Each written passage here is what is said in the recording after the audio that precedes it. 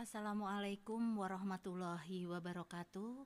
Alhamdulillahirabbil alamin wassalatu wassalamu ala Rasulillah. Bapak Ibu sekalian jamaah haji Daerah Istimewa Yogyakarta yang kami hormati, kami muliakan. Alhamdulillah kita panjatkan syukur kita kehadrat Allah Subhanahu wa taala di mana atas rahmat dan hidayahnya kepada kita semua sehingga kita masih diberi kesempatan dan kesehatan untuk mengikuti acara manasik haji ini secara online. Alhamdulillah siang hari ini telah hadir bersama kita Bapak Haji Ahmad Fauzi, sarjana hukum. Beliau adalah tokoh masyarakat atau praktisi perhajian. Kebetulan juga beliau adalah sebelumnya pernah menjadi kepala bidang penyelenggara haji dan umroh kantor wilayah Kementerian Agama Daerah Istimewa Yogyakarta. Tema yang akan kita bahas siang ini adalah tentang alur perjalanan ibadah haji. Adapun secara garis besar nanti alur perjalanan ibadah haji ini adalah dimulai dari pra-operasional haji, kemudian operasional haji, dan pasca operasional haji. Nanti akan dijelaskan oleh Pak Fauzi. Selamat siang Pak Fauzi. Selamat siang. Assalamualaikum warahmatullahi wabarakatuh para pemirsa. Ya, terima kasih atas waktunya sehingga dapat membersamai kita semua di hari ini. Selanjutnya ini kan terkait dengan alur langsung saja ya Pak. Alur perjalanan ibadah haji, mungkin dari beberapa dari teman-teman jamaah, Bapak Ibu jamaah haji dan masyarakat lain belum paham apa kok Pak, kenapa pakai alur dan lain, kok pakai harus perencanaan alur perjalanan ibadah haji itu. Jadi bagaimana sebetulnya alur perjalanan ibadah haji itu? Monggo Pak Fauzi untuk bisa dijelaskan kepada Bapak Ibu sekalian jamaah haji di sini. Kami ulangi, Assalamualaikum warahmatullahi wabarakatuh. Jamaah haji yang berbahagia, puji syukur senantiasa harus selalu kita persembahkan kehadirat Allah, Tuhan yang Maha Esa, Zat yang Maha Sempurna, yang selalu memberikan rahmat dan hidayahnya kepada kita sekalian, sehingga di kesempatan siang hari ini kita bisa bersama-sama untuk mengikuti bimbingan manasik haji secara online. Baik, terima kasih Ibu Sylvia Rosetti. Jadi alur jamaah haji, sebetulnya haji itu bisa dilakukan hanya 5 atau 6 hari. Sebetulnya ini, kenapa kita itu kemudian harus meninggalkan rumah prosesnya selama 40 hari atau bahkan lebih. Ini tentu karena berbagai hal nanti kami sebutkan. Kalau kita sebutkan yang khusus pelaksanaan ibadah haji, ini terpisah dari haji ifrad, haji qiron atau haji tamattu. Yang pada intinya ketika kita sudah sampai di Mekah, entah itu kapan, tentu kalau haji tamattu sudah terlebih dahulu melaksanakan umroh, kita pisahkan, ini hanya hajinya saja. Jadi pada saat tanggal 8 Dzulhijjah itu jamaah haji akan diberangkatkan menuju Arafah dan dalam kondisi sudah niat ihram haji tanggal 8. Sehingga nanti malam tanggal 9 dan 9 selama sehari itu 9 Dzulhijjah ini untuk wukuf di Arafah. Setelah selesai wukuf seharian yang sebetulnya dimulainya ketika sudah masuk waktu zuhur, ba'dal maghrib ini kita diangkut untuk mabit di Muzdalifah. Ini malam tanggal 10 Dzulhijjah.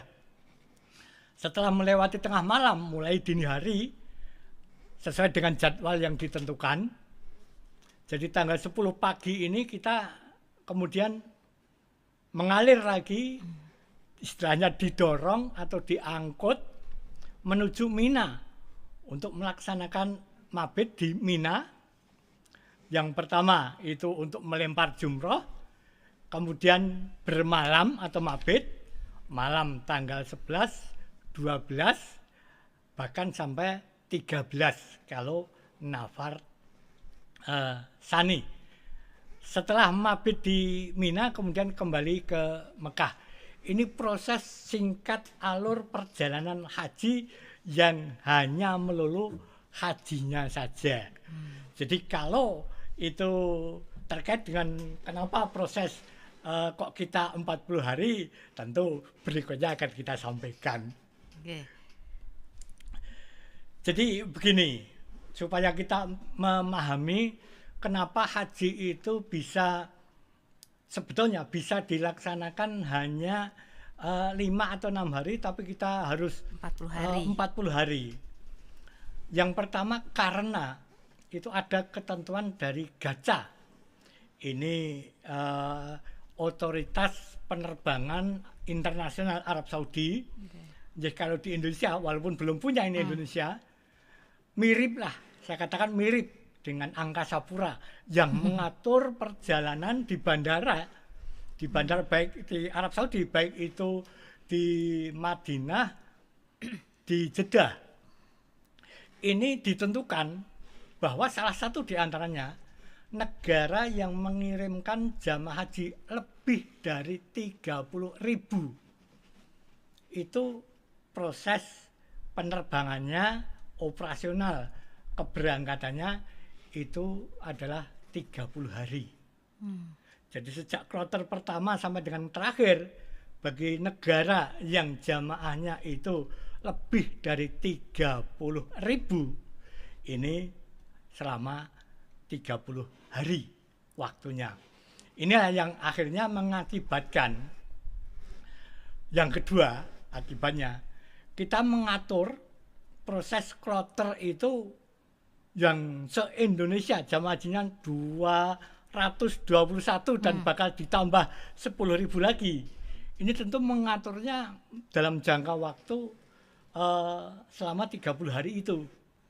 Sehingga nanti ketika kloter pertama berangkat, itu yang mestinya hanya 5 hari harus dimanfaatkan untuk keperluan yang lain. Di belakang nanti ada. Kemudian yang kedua, proses penerbangan ini kan katakanlah di Bandara Madinah ini begitu padatnya. Indonesia yang katakanlah tahun ini mungkin 14 embarkasi. Kalau yang selama ini kita di embarkasi SOC atau Dono Udan atau Adi Sumarmo Solo, itu sehari aja 4 kloter. Itu kemudian kalau se-Indonesia bisa dikatakan menjadi berapa kloter sehari. Kalau sedunia berapa kloter, sehingga pengaturan landing dari jumlah sekian jemaah haji ini yang mengakibatkan kemudian 30 hari itu untuk dilakukan proses penerbangan keberangkatannya. Nah, karena jarak yang kloter pertama dengan kloter ke terakhir, katakanlah kalau di embarkasi Solo itu sampai kloter 97 misalnya, ini tentu ada waktu yang mepet dengan pelaksanaan ibadah haji dan waktu yang terlalu longgar jaraknya dengan pelaksanaan ibadah haji. Sehingga tentu ini akan mengakibatkan proses perjalanan haji Indonesia ini menggunakan 2 gelombang, yakni gelombang 1 dan gelombang 2. Tentu ini ada perbedaan termasuk persiapan-persiapan yang harus dilakukan dan lain sebagainya. Ini tentu berakibat dari adanya gelombang 1 dan gelombang 2 yang tadi saya katakan ada waktu yang longgar terhadap waktu pelaksanaan haji yang dimulai tanggal 8 Dzulhijjah, padahal kita berangkatnya masih Dzulqa'dah, Dzulqaidah kalau orang Jawa, Jogja bilang, sehingga ada waktu yang harus kita manfaatkan. Salah satu pemanfaatan waktu ini adalah ziarah di Madinah, yang salah satu di antara pemanfaatan ziarah di Madinah itu untuk melaksanakan jamaah sholat wajib di Masjid Nabawi selama 40 kali sholat, sehingga diperlukan waktu untuk di Madinah ini minimal 8 hari. Rata-rata kita mendapatkan 8 lebih hampir 9, sehingga kalau kita sejak datang sudah siap untuk ikut jamaah pada saat sholat pertama kita berada di Madinah, biasa kita bisa melaksanakan sampai 41, 42, itu cukup longgar waktunya ketika pemanfaatan waktu. Nah, pemanfaatan waktu ini memang berbeda antara gelombang 1 dan gelombang kedua. Begitu Bu Silvi. Oke. Itu Pak, mungkin terkait dengan penjadwalan. Kan untuk penjadwalan masa operasional haji ini kan yang tadi itu kan ketika sudah sampai di sana ya Pak. Iya. Bisa tidak Pak Fauzi untuk bisa menjelaskan mungkin dari masyarakat di sini, Bapak Ibu jamaah ini mungkin banyak juga yang belum tahu bagaimana alur mulai dari rumah, dari rumah kok bisa sampai embarkasi. Jadi tidak tiba-tiba langsung kita ke Madinah atau ke Mekah di gelombang 1 atau kedua, cuman alur misalnya dari rumah terus sampai kapan di embarkasi, kemudian apa yang dilakukan ketika di embarkasi dan lain-lain, mungkin bisa diinformasikan kepada Bapak Ibu sekalian jamaah di sini. Baik. Monggo Pak. Waktunya masih longgar, jadi kita tadi inti kenapa sebetulnya haji itu seberapa dibutuhkan waktunya, kemudian kenapa bisa menjadi lama dan ada gelombang 1 dan gelombang 2. Kita sampaikan bahwa rencana perjalanan ibadah haji oleh Direktorat Penyelenggaraan Haji dan Umroh oleh Direktorat Jenderal Penyelenggaraan Haji dan Umroh sampai saat ini masih dalam penyusunan, tapi ancer-ancer tentu sudah pernah dikeluarkan sebagai persiapan untuk penyiapan segala sesuatunya. Jadi direncanakan secara umum bahwa kloter pertama ini secara umum dulu, nanti kemudian saya akan menyampaikan urutan selengkapnya. Jadi secara umum kloter pertama itu nanti akan diberangkatkan dari Indonesia itu tanggal 4 Zulqa'dah, 4 Dzulqa'dah kalau orang Jogja. Jadi tanggal 4 itu tanggal 12 Mei. Ini berarti bagi jamaah haji waktu kita tinggal sekitar 5 bulan. Sekarang sudah Desember di tanggal 8, padahal tanggal 12 itu sudah kloter pertama berangkat. Sehari sebelum kloter pertama berangkat tentu harus sudah masuk embarkasi, dan sehari sebelum itu tentu sudah mengumpulkan koper dan sebagainya. Jadi ini mungkin para jamaah yang mengikuti melalui Zoom meeting bisa melihat di layar panjenengan. Jadi kloter pertama ini akan diberangkatkan tanggal 12. Ini menjadi gelombang pertama, nanti sampai dengan tanggal 23 Mei. Gelombang pertama ini jamaah haji, kalau jamaah Jogja Jawa Tengah dari embarkasi Solo Donaudan, ini kemudian akan diterbangkan dan landing mendarat di Madinah sebagai gelombang 1. Kemudian untuk gelombang kedua ini akan diberangkatkan mulai tanggal 24 Mei sampai dengan 10 Juni. Bagi yang mendapatkan gelombang kedua, ini setiap embarkasi mesti ada gelombang 1, ada gelombang 2. Kita belum tahu berapa, nanti kita sampaikan. untuk gelombang kedua ini 24 Mei sampai dengan 10 Juni. Kalau mendapatkan gelombang kedua, berarti nanti diterbangkan dari Adi Sumarmo Solo, itu landingnya di Jeddah. Landingnya di Jeddah, tidak di Madinah. Kemudian tanggal 10 Juni, ini bertepatan juga dengan tanggal 4 Dzulhijjah. Ini sebagai closing date bandara. Sehingga setelah tanggal itu tidak ada lagi penerbangan yang mengangkut jamaah haji. Tanggal 10 Juni atau 4 Dzulhijjah. Nanti kita sampaikan waktu-waktu ini, kita pada pembahasan secara keseluruhan ini dulu. Kemudian saya tadi menyampaikan, ketika haji itu kan mulainya tanggal 8 Dzulhijjah. Tapi ketika kita datang di Mekah, itu tentu kita juga mempunyai kewajiban untuk melaksanakan umroh. Orang yang melaksanakan umroh sebelum haji, nanti hajinya menjadi haji tamattu. Kalau orang yang ketika datang itu sudah sekaligus niat haji, menjadi haji ifrad. Bagi jamaah haji yang hanya melaksanakan haji saja, umrohnya nanti setelah masa waktu haji selesai baru melaksanakan umroh, itu nanti haji qiron. Tentu ada konsekuensi tersendiri terhadap tiga ini. Saya tidak akan membahas masing-masing haji tamattu, haji ifrad, haji qiron ini. Namun ini saya menyampaikan tadi sudah setelah ada umrah sebelum hajinya, ketika kita sampai di Mekah, kita menunggu tanggal 8 Dzulhijjah. 8 Dzulhijjah tadi awal kita sampaikan untuk kita intinya haji, yakni tanggal 8 sudah memakai pakaian ihram haji untuk dan niat untuk diberangkatkan ke Arafah. Tanggal 9 wukuf di Arafah, 9 malam kemudian diberangkatkan menuju Musdalifah untuk mabit, dan ini juga ada kesunahan untuk mengambil kerikil untuk lempar jumroh.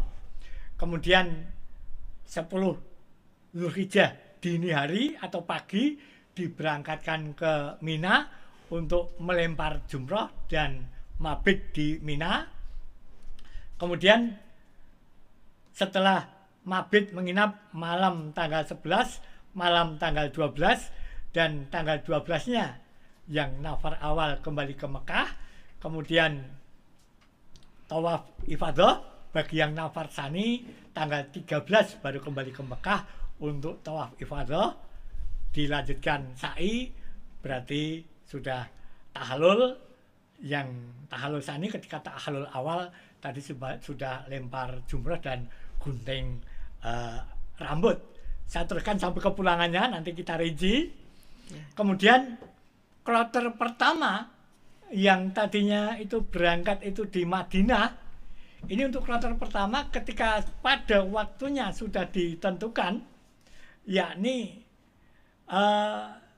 untuk tanggal 22 Juni ini jamaah haji sudah harus diberangkatkan untuk pulang kembali ke tanah air melalui Bandara Jeddah. Nah, melalui Bandara Jeddah ini untuk yang gelombang pertama. Sedangkan tanggal 22 Juni sampai dengan 3 Juli. Kemudian yang gelombang kedua ini nanti pemulangannya mulai tanggal 4 Juli sampai dengan 21 Juli. Namun ini tidak dari Jeddah.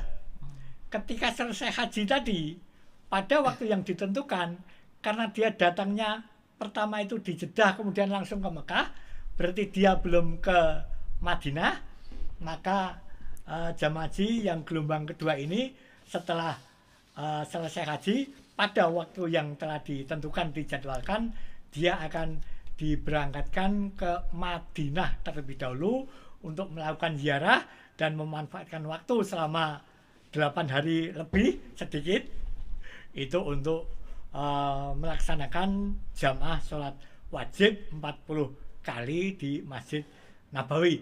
Ini kisaran perjalanan haji yang sejak kloter pertama proses hajinya sampai pulang kembali ke tanah air. Nah, nanti kita rinci alur secara keseluruhan baik gelombang 1 atau gelombang kedua.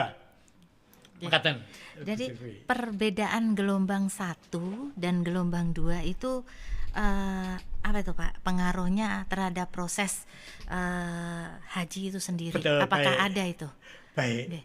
Kalau dilihat dari proses hajinya, itu perbedaannya bukan karena gelombang 1 atau gelombang 2, tapi perbedaannya karena orang melaksanakan pilihan haji karena perbedaan pilihan haji tamato, haji ifrat atau haji kiron. Ini perbedaan hajinya. Jadi perbedaannya hanya terkait dengan ziarahnya. Saya sampaikan secara detail, ketika gelombang 1 pada intinya dia akan ziarah di Madinah ketika dia datang ke Arab Saudi terlebih dahulu. Ulangi, gelombang 1 itu akan ziarah di Madinah itu ketika pertama kali sampai di Arab Saudi. Dan ini tentu belum melaksanakan umroh, belum melaksanakan haji. Haji akan dilaksanakan setelah dari Madinah. Kemudian untuk yang gelombang kedua, ini ziarah ke Madinahnya itu nanti setelah haji. Jadi ketika datang pertama di Jeddah, ini kemudian ke Mekah, tidak ke Madinah. Ke Mekah, ini untuk umrah terlebih dahulu, kemudian pada waktunya, mulai tanggal 8 tadi, baru melaksanakan haji. Setelah haji, baru ziarah di Madinah dan pulangnya dari Madinah. Sekarang mohon izin, waktunya masih banyak, saya rinci biar lebih jelas Pak. Antara gelombang 1 dengan gelombang 2. Sekalian yang dipersiapkan ketika gelombang 1 oleh jamaah haji dan gelombang kedua tersebut. Baik. Jadi pada intinya kalau jamaah haji ini gelombang 1, dia akan berada di kloter kisaran. Ini di kisaran kloter 1 sampai dengan kloter 40 bagi jamaah haji embarkasi Solo. Bagi jamaah haji embarkasi Solo termasuk Yogyakarta, Jawa Tengah. Ini tentu persiapan sudah seringkali barang-barang yang harus dibawa, tidak ada spesifikasi khusus antara pemisahan di koper, di tas tentengan ataupun di paspor. Ini secara umum, saya lagi secara umum. Kalau ketentuan-ketentuan barang nanti ada narasumber sendiri yang akan menjelaskan. Tapi nanti sebab yang di gelombang kedua ini ada penjelasan lebih khusus tentang barang bawaannya. Jadi ketika gelombang 1 ini dari Indonesia, embarkasi Adi Sumarmo untuk DIY dan Jawa Tengah, kemudian dia diberangkatkan ke Madinah, kurang lebih 11 jam. Ini nanti sampai Madinah, memanfaatkan waktu selama 8 hari lebih sedikit.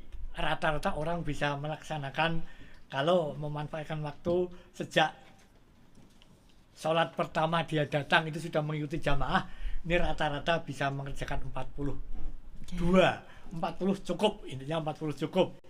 Tapi kalau masih nanti itu kadang-kadang dengan alasan-alasan tertentu telat, itu bisa menjadi berakibat kurang.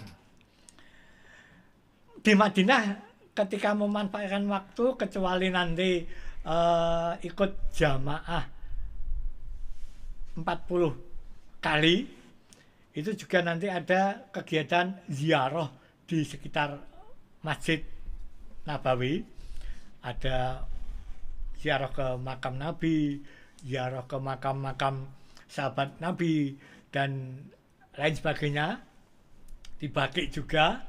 Kemudian ada ziarah yang di luar kota Madinah. Ini misalnya ke Masjid Quba, Jabal Uhud, Masjid Qiblatain, Parit Hondak dan lain sebagainya. Jadi ada beberapa tempat yang kita bisa berziarah, bahkan kadang-kadang juga kita bisa memanfaatkan waktu untuk melihat percetakan Al-Quran, pasar atau kebun kurma dan lain sebagainya. Nah, setelah 8 hari di Madinah, kita akan diberangkatkan ke Mekah dalam kondisi untuk melaksanakan umroh. Jadi ketika berangkat dari Madinah ini, kita sudah siap mengenakan pakaian ihram. Saya tadi matur, haji yang kita gunakan sebagai sampel perjalanan ketika saya menjelaskan ini adalah haji tamato. Jika kita melaksanakan umroh, itu nanti kita akan diantarkan untuk berhenti sementara di Masjid Bir Ali. Jadi di Masjid Bir Ali ini hanya sebentar, hanya cukup untuk keperluan kita melaksanakan niat sebagai tempat mikot untuk melaksanakan ikhram umrah tersebut. Sekali lagi, ini yang turun hanya katakanlah badan saja, tidak membawa barang, tas, tentengan dan sebagainya. Sebab keperluannya hanya sholat sunat dan sekaligus nanti melafalkan niat ikhram umrah. Kemudian selama perjalanan Bir Ali sampai dengan Mekah, ini jarak kurang lebih 425 kilo kurang lebih. Selama kurang lebih sekitar 6 jam. Ini kemudian sampai di Mekah, masuk ke hotel. Setelah cukup istirahat, badan sudah merasa segar kembali setelah tadi perjalanan jauh.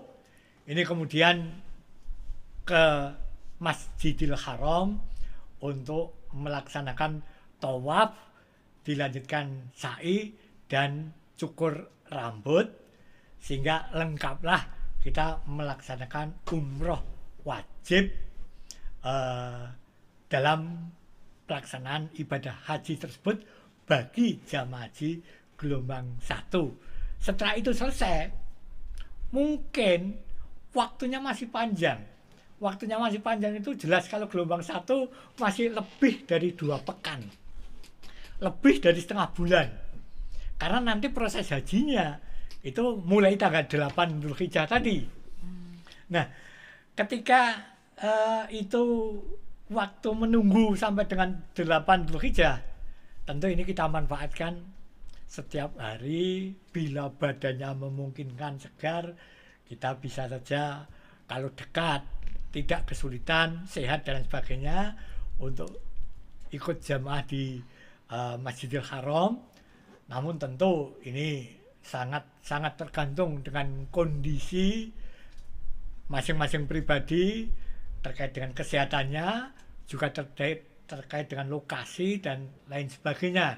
Ada juga yang kadang-kadang juga masih kepengen melaksanakan umroh lagi, sebab ada juga pemahaman yang bisa melaksanakan umroh tidak hanya sekali sebelum haji itu dan lain sebagainya. Ini tentu kita tidak bahas tentang itu, hanya membahas tentang pemanfaatan waktu sebelum haji.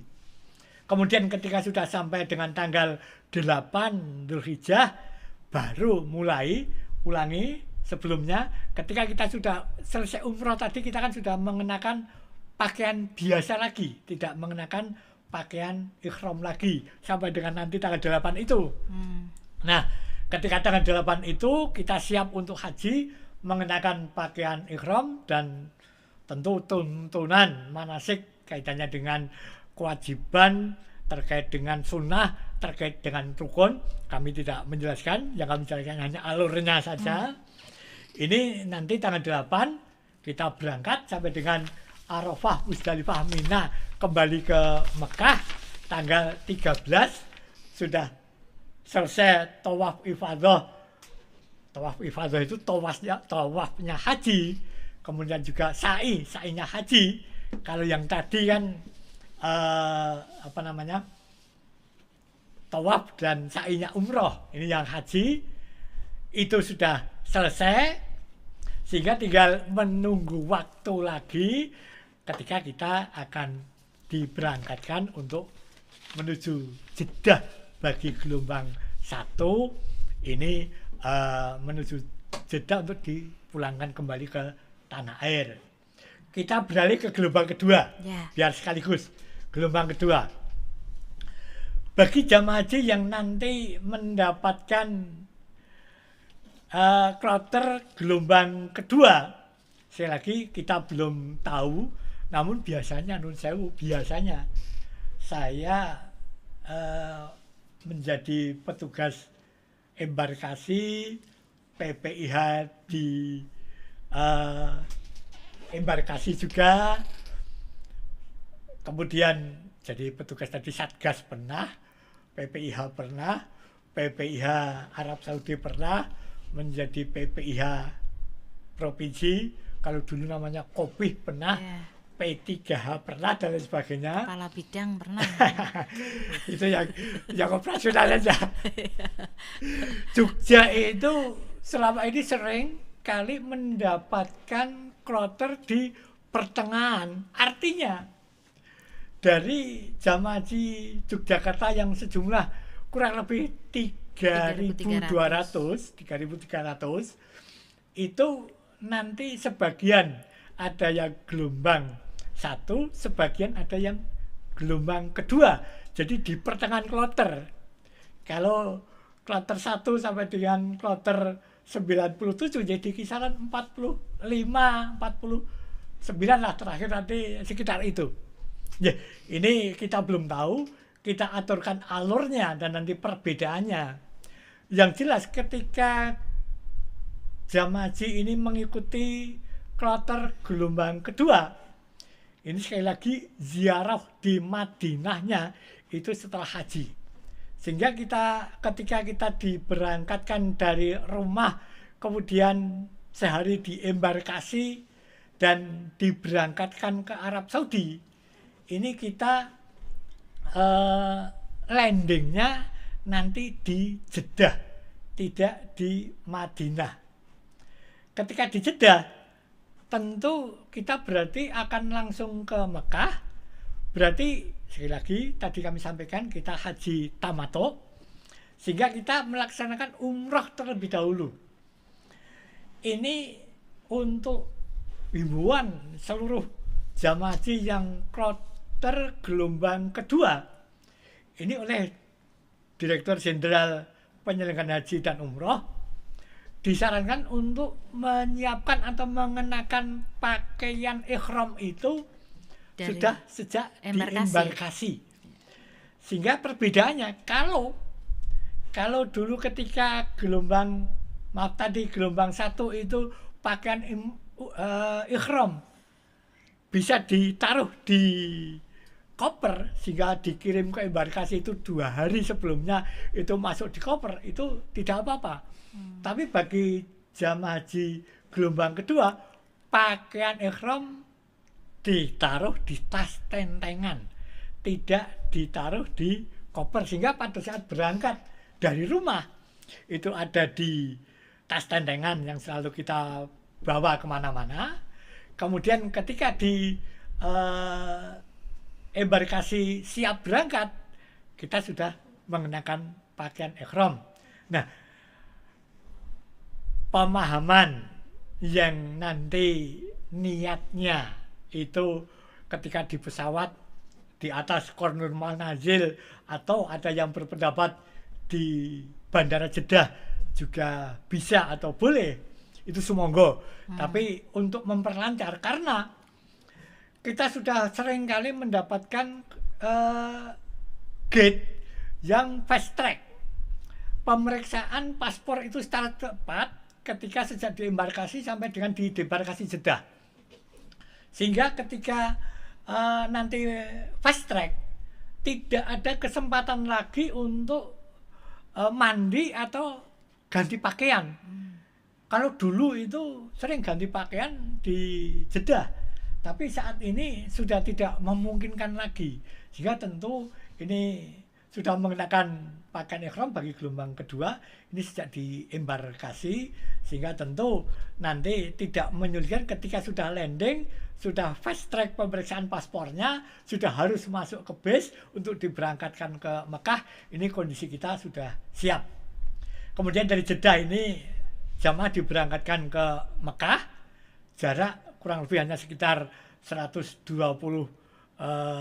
kilo. Kalau Madinah Mekah tadi 425, katakanlah Jogja Jakarta. Kalau Jeddah Mekah ini 2 jam ya kira-kira. Paling lambat 2 jam. Iya. Kalau perjalanannya itu mungkin hanya 1,5 aja mungkin sudah sampai. Sampai Mekah, kemudian ini melakukan umroh. Setelah istirahat tadi, hadir ke Masjidil Haram, tawaf, sa'i, cukur rambut, berarti sudah tahallul, kita selesai umroh. Menunggu waktu sampai dengan tanggal 8 Dzulhijjah untuk pelaksanaan haji. Jadi haji itu intinya kan dari Mekah, Arafah, Musdalifah, Mina, Mekah lagi. Ini tadi sudah saya sampaikan rinci waktunya. Nah, setelah selesai haji tanggal 13 kita kembali ke Mekah, 13 Dzulhijjah kembali ke Mekah melaksanakan tawaf ifadah atau tawaf haji, kemudian sa'i, berarti sudah tahallul sani, tahallul awalnya ketika di Mina setelah lempar jumroh dan cukur rambut. Nanti tinggal menunggu waktu kapan kita akan diberangkatkan ke Madinah, ziarah ke Madinah. Jadi kalau gelombang kedua, ziarah ke Madinahnya itu setelah proses haji. Ziarah ke Madinah 8 hari lebih sedikit. Jadi katakanlah meninggalkan Mekah itu sekitar 10 hari menjelang jadwal kepulangan. 10 hari menjelang jadwal kepulangan. Nanti dapat kloter berapa kalau kita sudah tahu akan tahu persis kapan. Jadi perbedaan utamanya tadi terkait dengan perbekalan. Lebih khusus, kalau bekal secara umum tentu para jamaah sudah paham, tapi bekal yang lebih khusus kaitannya dengan pakaian ihram itu terjadi perbedaan, harus meletakkan di mana antara 1 dan 2. Yang satu boleh di koper, nanti memakainya setelah di Madinah. Yang gelombang 2 harus di tas tendengan sebab dipakai sejak di embarkasi. Kemudian ziarahnya gelombang 1 itu sebelum haji ketika datang pertama di Arab, kalau gelombang kedua setelah haji ketika akan pulang. Itu perbedaan pokok jam haji. Biasanya tadi karena saya menyebutkan beberapa kali kaitannya waktu dan gelombang 1, gelombang 2, tadi kita sampaikan, mungkin jam haji ingin mencatat kalau tadi tidak sempat atau belum di-share materi ini. Jadi nanti akhir gelombang 1 ini diberangkatkan tanggal 23 Mei. Gelombang 1, pemberangkatan gelombang 1 yang terakhir itu tanggal 23 Mei. Sedangkan pemberangkatan gelombang kedua yang pertama, gelombang kedua yang awal yang pertama ini tanggal 24 Mei. Kalau sebagaimana tahun-tahun sebelumnya jamaah haji DIY kok dapat di pertengahan secara berturut-turut di akhir gelombang 1 dan awal gelombang 2, ya sekitar 5 hari di tanggal akhir dan tanggal awal, katakanlah di kisaran tanggal 22 Mei sampai dengan 23 7 Mei ini keberangkatan kita. Nun Sewu ini masih ancar-ancar. Kita belum tahu sebab sampai dengan saat ini saja, gambaran saja. Di kisaran itu nanti sebab kita masih menyusun, Direktorat Jenderal masih menyusun penjadwalan yang fit, ketersediaan pesawat, ketersediaan slot penerbangan Arab Saudi, termasuk slot penerbangan kita juga. Nanti pulangnya itu tadi kan berangkatnya. Tapi gelombang 1 dan gelombang kedua tadi sama-sama nanti di Madinah berapa waktunya Pak? Di Makkah ya berapa? Iya, Jadi kan sama baik, kan itu. baik. Hanya perbedaan waktu awal atau akhir itu iya, ada. sama dengan pakaian Kalau ikramnya, mikotnya segala itu. Iya. Jadi kalau pulangnya nanti yang gelombang 1 itu yang di pertengahan itu kan yang terakhir tadi 3 Juli. Kemudian yang awal gelombang kedua itu untuk pemulangan haji gelombang kedua itu 4 Juli. Kalau kita di tengah-tengah, ya di kisaran katakanlah 3 hari sebelum itu, 3 hari setelah itu kalau nanti kloter kita. Jadi di katakanlah di kisaran tanggal pinten kira-kira. Ancarannya pertengahan ya, di pertengahan itu. Jadi di kisaran 4 Juli atau tadi yang pemulangan gelombang 1, maaf saya ulangi, di 3 Juli, 4 Juli, sehingga 3 hari menjelang itu katakanlah dari tanggal 1 sampai dengan tanggal 7 Juli. Itu kisaran kita meninggalkan rumah ancar-ancar sebab sekali lagi ini belum final dan kita juga belum mendapatkan kepastian kloter berapa kita akan mendapatkan itu. Makasih Bu Silvi. Ya Bapak. Kemudian itu terkait perjalanan tadi.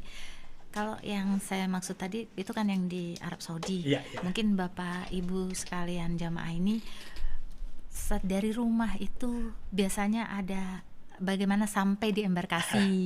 Kemudian di embarkasi itu, itu belum apa yang dilakukan? Ngeten monggo Pak. Baik. Jadi biasanya kan ada prosesi protokoler apa Pak? Iya. Baik, betul. Iya, itu. Jadi Bapak Ibu terkait ini tadi yang meninggalkan embarkasi sampai kembali ke debarkasi istilahnya ya. Iya. Kita berbicara sebelum itu. Jadi ketika Bapak Ibu sudah ditentukan waktunya, tentu 2 hari sebelum jadwal keberangkatan, itu Bapak Ibu harus sudah mengumpulkan koper yang berisi barang bawaan panjenengan. Bapak Ibu sudah mendapatkan koper kan semuanya? Belum. Masih 5 bulan kok.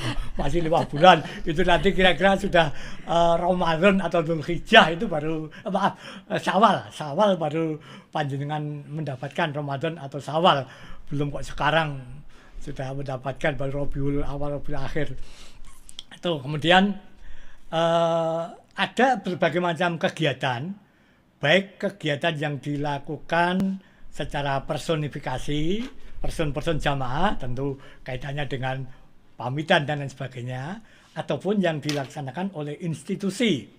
Kalau yang dilaksanakan oleh institusi beberapa hari sebelumnya, tentu pemerintah daerah, karena pemerintah daerah ini berdasarkan Undang-Undang 8 tahun 2019 juga mempunyai kewajiban untuk membina dan termasuk menyiapkan fasilitas keberangkatan jamaah. Ada kegiatan pamitan dengan masyarakat dan pemerintah, baik itu tingkat kabupaten kota ataupun tingkat daerah istimewa Yogyakarta atau provinsi. Kemudian pada hari hanya ketika diberangkatkan sesuai jadwal, tentu jamaah haji akan dikumpulkan sesuai dengan ketentuan Pemda ini yang menentukan. Biasanya kalau di Bantul itu di Pendopo Parasamya, kalau kalau Sleman itu di Masjid Agung Sleman, Kulon Progo itu di Masjid Agung Kulon Progo, kota Jogja itu di Balai Kota, untuk Gunung Kidul itu di Masjid Agung Gunung Kidul. Tentu ini diadakan upacara pemberangkatan, pelepasan, kemudian sampai di embarkasi. Tentu dengan pengawalan embarkasi ini yang jaraknya dari Jogja kurang lebih 67 kilo. Ini kalau dengan embarkasi hanya sekitar kalau dengan pengawalan insya Allah 1/4, 1,5 jam sampai. Kalau saya berangkat sendiri itu lebih dari 2 jam. Tapi kalau dengan pengawalan tentu ini lebih cepat. Dan di embarkasi nanti akan diserahkan kepada panitia. Dan sejak panjenengan diterima masuk atau dilepas oleh pemerintah kabupaten di pendopo atau di Masjid Agung, sepenuhnya kewenangan sudah ada pada panitia. Istilahnya keluarga sudah tidak boleh cawe-cawe lagi. Jadi sejak panitia PPH di kabupaten, di embarkasi, ataupun sampai nanti di Arab Saudi, ini seluruhnya pengelolaannya sudah dilakukan oleh PPIH, baik PPIH Kloter ataupun PPIH embarkasi ataupun PPIH Arab Saudi. Nah, di embarkasi ini memang dilakukan pemeriksaan terakhir, pemeriksaan kesehatan. Kalau barang-barangnya sudah dilakukan sehari sebelumnya, tentu bila ada sesuatu yang menurut ketentuan ini harus ditunda, semoga saja jamaah kita tidak ada yang mengalami seperti itu. Tapi di beberapa tahun kemarin ada yang terpaksa ditunda, baik itu hanya ditunda sehari, ditunda 2 hari, atau bahkan pernah terjadi yang penundaannya itu sampai dengan penundaan tahun berikutnya. Tapi semoga saja tidak. Ini biasanya lebih banyak terkait dengan kondisi kesehatan. Tapi kalau kondisi-kondisi yang lain, mungkin jadi kesehatannya baik, tapi ternyata pernah terjadi dokumennya ternyata tidak lengkap, itu bisa menjadi akibat. Sehingga tentu kaitannya dengan kesehatan, persiapannya, kondisi menjaga kesehatan, dokumen-dokumennya ini tentu sangat diperlukan untuk betul-betul disiapkan yang sebaik-baiknya. Jadi jamaah haji itu menginap 1 malam. Menginap 1 malam, ya betul. Menginap 1 malam untuk persiapan keberangkatan, persiapan perbekalan ketika di embarkasi, termasuk penyerahan paspor, gelang haji identitas, uang bekal atau living cost, dan lain sebagainya. Ini juga untuk mengetahui kondisi terakhir ketika jamaah haji akan diberangkatkan. Penimbangan koper itu ya termasuk. Itu sudah dilakukan sehari sebelum jamaah haji datang di embarkasi. Penimbangan koper ini dilakukan, makanya nanti saya jamaah 2 hari sebelum jamaah haji berangkat, koper ini sudah dikumpulkan. Sebab sehari sebelumnya itu nanti sudah masuk ke embarkasi, sudah dilakukan penimbangan, termasuk tidak hanya sekedar penimbangan, termasuk pemeriksaan. Kalau ada barang-barang yang tidak boleh dibawa, itu nanti pada saat kedatangan jamaah haji akan dipanggil. Ini misalnya Bu Silvi kok bawaannya ada barang yang sebetulnya tidak boleh dibawa. Itu kalau di dalam koper. Kalau yang di dalam tas tentengan, ini pemeriksaannya akan dilakukan pada saat persiapan untuk penerbangan, sekitar 4 jam sebelum penerbangan. Menikah Bu Silvi. Ya Pak, ini waktunya masih banyak ya. Mungkin. Monggo. Iya. Kemudian ini kan sepertinya sudah semua ya, alurnya sudah. Kemudian kenapa haji 5 hari, hanya 5 hari atau 6 hari prosesnya, tetapi kok jadi 40 hari. Itu sudah dijelaskan Pak Fauzi. Kemudian penjadwalan gelombang 1 dan gelombang 2, penjadwalan operasional haji juga sudah disampaikan oleh Pak Fauzi. Jadi mungkin perbedaan gelombang 1 dan gelombang 2 juga sudah disampaikan. Jadi mungkin ada, karena ini waktunya masih tinggal 10 menit lagi, mungkin ada terakhir yang mau disampaikan oleh Pak Fauzi ini apa nih? Betul. Untuk podcast kali ini. Baik. Jadi Bapak Ibu jamaah haji yang berbahagia, insya Allah berangkat tahun ini tahun ini dalam arti tahun 1445 Hijriah, bahwa jamaah haji ini pelaksananya banyak sekali yang membutuhkan kondisi fisik yang prima. Dan kita akan berinteraksi dengan kurang lebih 2 juta orang.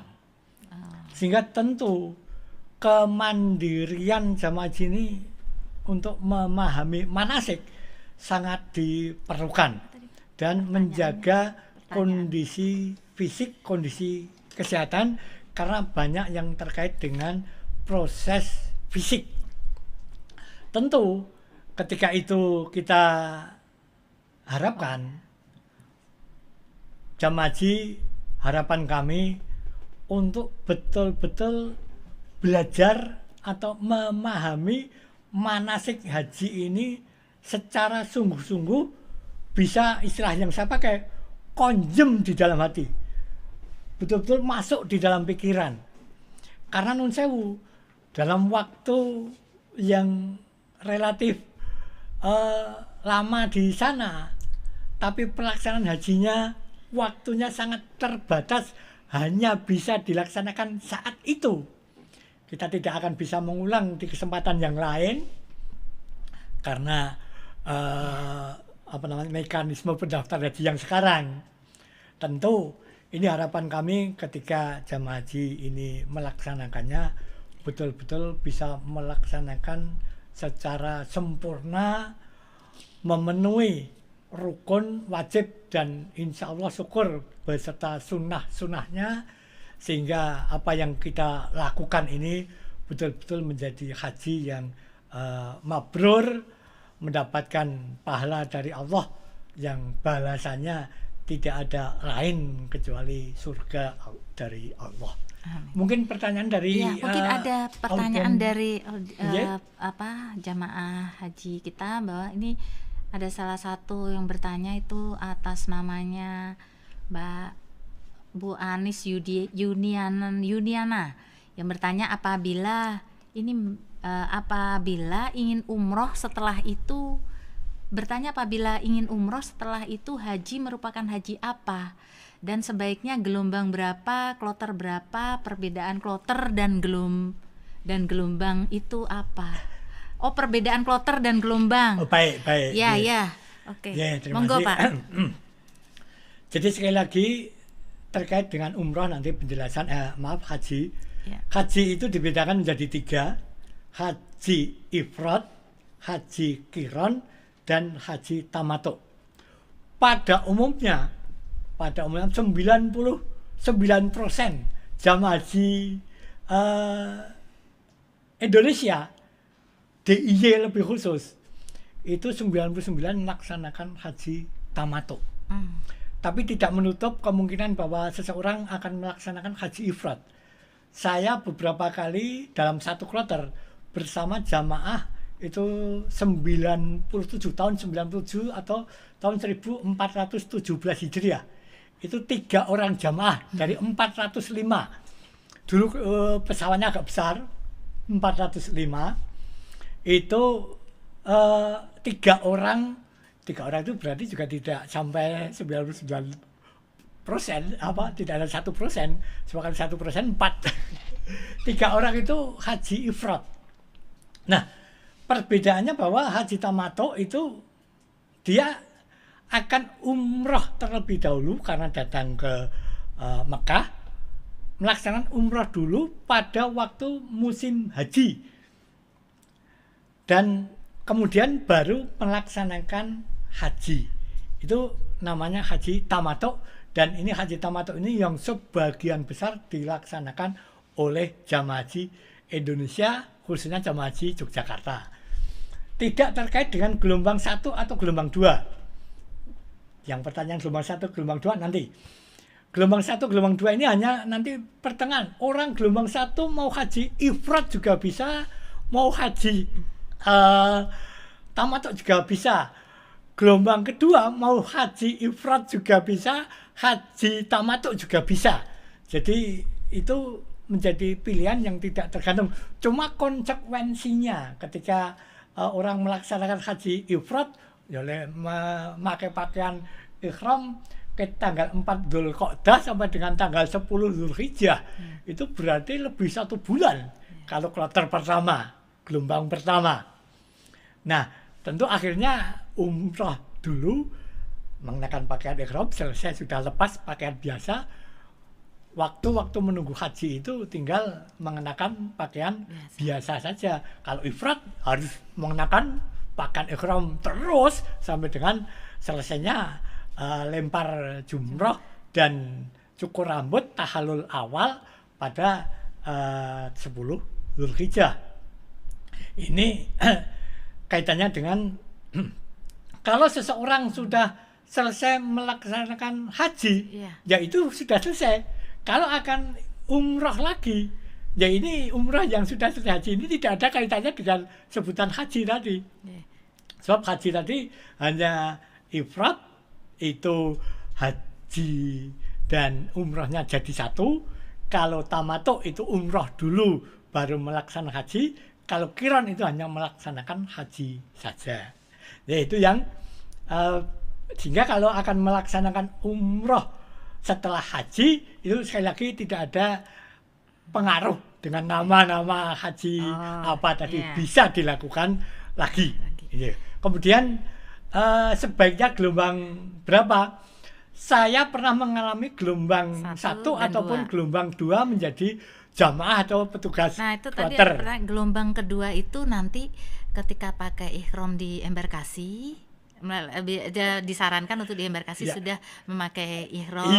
Kemudian mikotnya di mana? Mungkin baik. Gitu. Sekaligus itu ya. Jadi kalau sebaiknya gelombang berapa? Tadi pertanyaannya kan sebaiknya gelombang berapa? Itu sekali lagi kita tidak bisa memilih. Jadi ketika yang menentukan ini nanti oleh PPIH embarkasi bersama tim dari pihak penerbangan Garuda, juga dari tim dari Dirjen Penyelenggaraan Haji sudah ditentukan, sehingga kita hanya ngikut saja.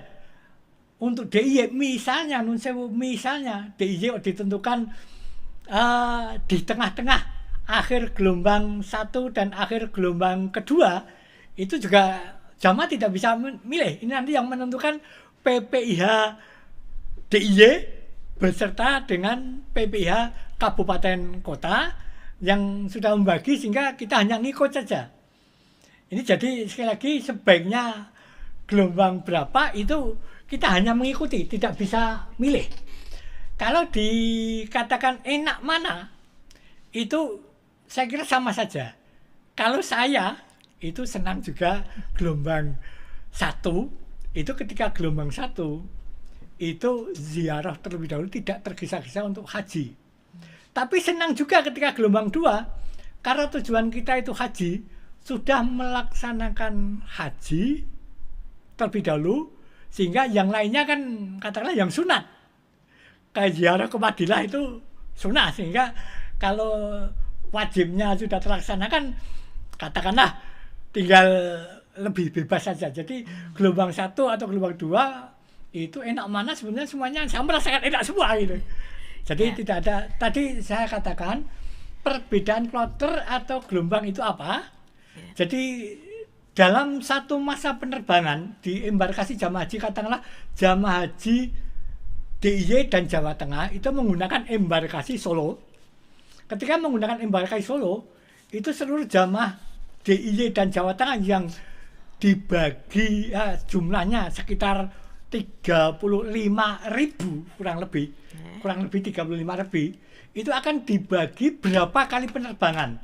Kloter itu istilahnya kelompok terbang kepanjangannya. Ini yang tadi membagi jamaah-jamaah dalam penerbangan pesawat. Jadi kloter itu kemudian diberi nomor 1 sampai dengan 97, mungkin nanti 1 sampai dengan 97 itu namanya kloter, kelompok penerbangan jamaah haji dalam satu pesawat. Ini yang istilahnya kloter. Kemudian gelombang tadi saya sampaikan, ini perbedaan antara orang memanfaatkan waktu ziarah di Madinah terlebih dahulu sebelum haji atau ziarah setelah haji di Madinah. Ini dibagi tidak persis tapi di tengah-tengah jumlah kloter penerbangan tadi. Kalau 97 mungkin di kisaran 45 sampai dengan 49. Di antara itu nanti yang 1 sampai dengan 45 itu mungkin gelombang 1, yang 46 sampai dengan 97 itu gelombang kedua. Kemudian yang tadi mikotnya batas tadi mulai ikhram, niatnya kalau di gelombang 1 tadi karena dari Madinah di Bir Ali, Masjid Bir Ali. Kalau gelombang 2 tadi di Kornul Manazil, ada pemahaman yang seperti itu, sehingga sudah mengenakan pakaian ikhram dari embarkasi. Nanti sebelum sampai Zulamlam Kornul Manazil, pilot pesawat akan menyampaikan beberapa menit lagi akan sampai Kornul Manazil, silakan untuk siap-siap niat ikhram begitu. Atau memang ada pemahaman yang di Mekah, di Jeddah, nanti bisa niatnya di Jeddah. Tapi tidak ada kesempatan, sekarang sudah waktunya sangat sempit sekali. Ketika dilakukan fast track, turun dari pesawat, cukup pemeriksaan langsung diberangkatkan, tidak ada kesempatan lagi, sehingga kita diharapkan sudah mengenakan pakaian ikhram sejak dari embarkasi. Orang yang pesawat ganti salin pakaian ikhram begitu. Dan mungkin ada yang lain kalau waktunya masih, monggo. Ini waktunya sudah hampir selesai, Pak, karena waktunya sudah habis. Berarti kan usai sudah podcast hari ini. Saya ucapkan terima kasih kepada Bapak Fauzi yang telah memberikan penjelasannya secara gamblang, detail.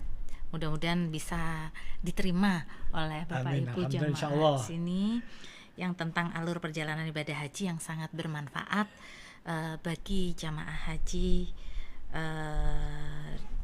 kita.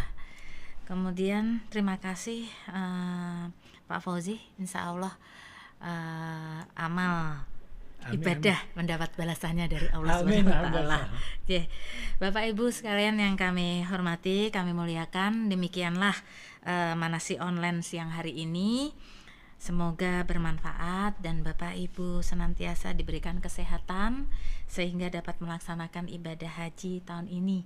Semoga diberikan kelancaran, kemudahan dari keberangkatan, persiapan keberangkatan sampai kepulangan ke tanah air, semoganya lancar dan aman semuanya. Saya akhiri, wassalamualaikum warahmatullahi wabarakatuh. Waalaikumsalam warahmatullahi wabarakatuh.